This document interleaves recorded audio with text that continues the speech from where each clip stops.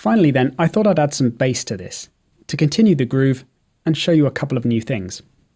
So hitting the next free pad, I'll open the browser and then keep it on samples.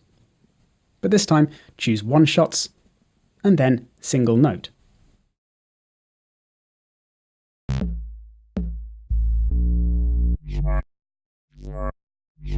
I'll load in this one.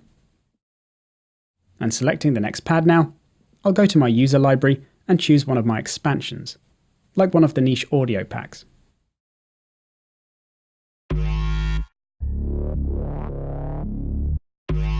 That one sounds good.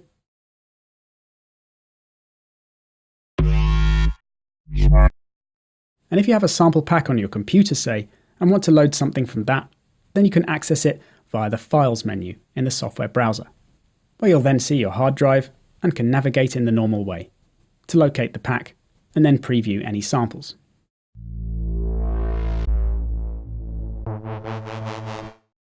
Then just drag them onto a sound slot, or in mixer mode, just select the sound and then double-click the sample. So I've got 3 bass samples then. These first 2 sound quite good as they are, with the pitch going up from one to the other. For this last one, I'm going to tune down a semitone on Sampler's pitch envelope page, so it's the same as the middle sample.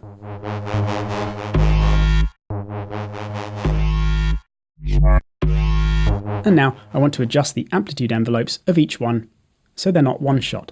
So I'll change the first pad to ADSR and then bring the release down. And then to save me having to repeat this for all sounds individually, I can actually select both of the other bass sounds by holding select, then choosing multi, then hitting the other pad. So this is where you can select and deselect any other sounds, as you can see. And now I'll do the same again, so set it to ADSR and bring the release down. And all my basses are now nice and responsive when I play the pads.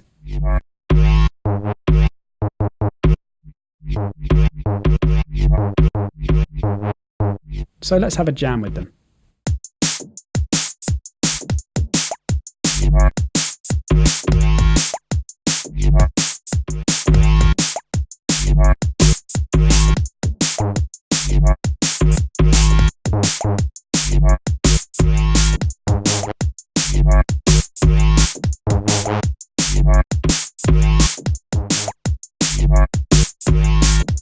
And then record that in.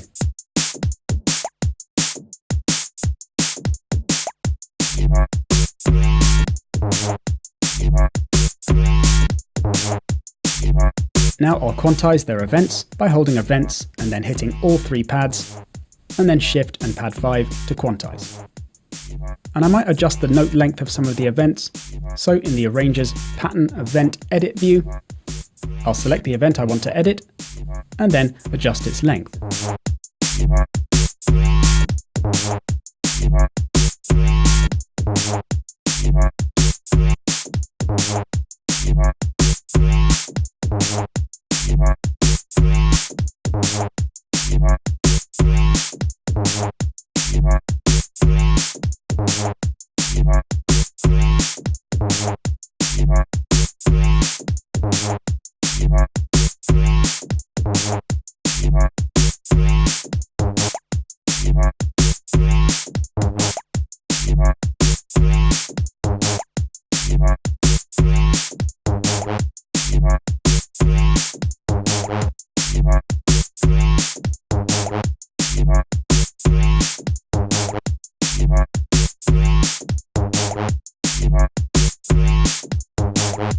Yeah, that's nice.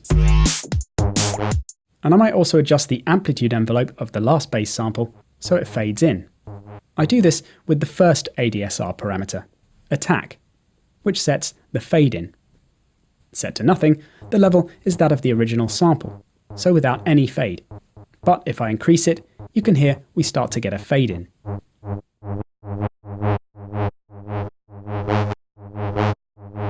So I think this will help build tension at the end of the phrase. Here's with no attack.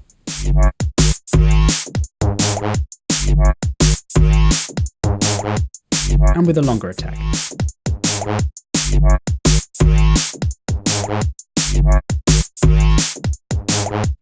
Cool. So I'll just mix the levels of the basses a bit in the mixer.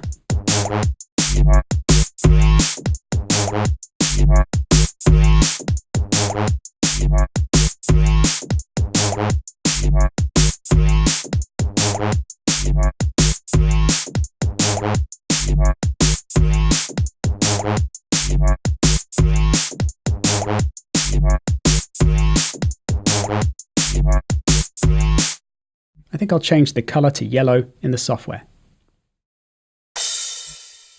And I can also rename them if I want to keep things more organized too. And lastly then, if I want to save this group to be recalled at a later date, I can right-click the group name, and then you can see there's also a Save with Samples option there, which is the one you want if using external samples like the bass sample I used, so that they're saved with the group. Then I just click on the folder location, after which I can first change the destination if I want, or just enter a name, then hit save.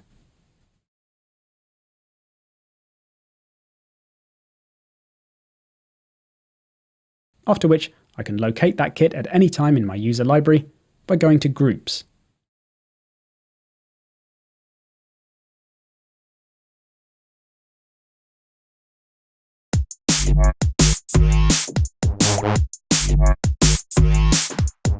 Hopefully you feel a bit more confident working with samples in Maschine now. I'll see you next time.